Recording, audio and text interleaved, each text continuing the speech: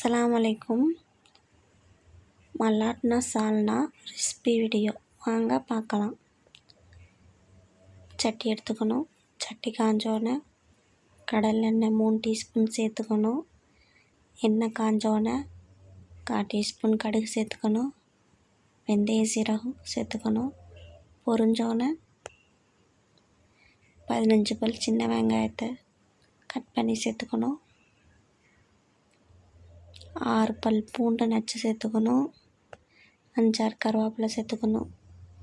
நல்லா கிண்டி விட்டுக்கணும். வெங்காயம் வதங்க 2 ஸ்பூன் உப்பு சேர்த்துக்கணும். வெங்காயம் வதங்கினோன்னே 2 தக்காளி கட் பண்ணி சேர்த்துக்கணும். தக்காளி வதங்க நல்லா கிண்டி விட்டுக்கணும்.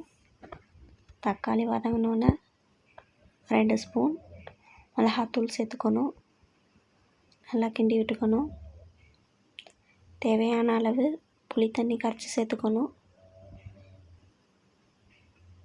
புளித்தண்ணி கொதிக்கையில் மலாட்டையை சேர்த்துக்கணும். நல்லா கிண்டி விட்டுக்கணும். குழம்பு கொதி வரையில் மல்லித்தூள் 2 ஸ்பூன் சேர்த்துக்கணும்.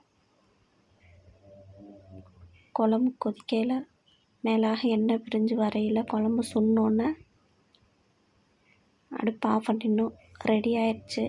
வாங்க மக்களே, ரியா சமையல் சாப்பிடலாம். லைக் பண்ணுங்கள், ஷேர் பண்ணுங்கள், கமெண்ட் பண்ணுங்கள், மறக்காமல் சப்ஸ்கிரைப் பண்ணுங்கள்.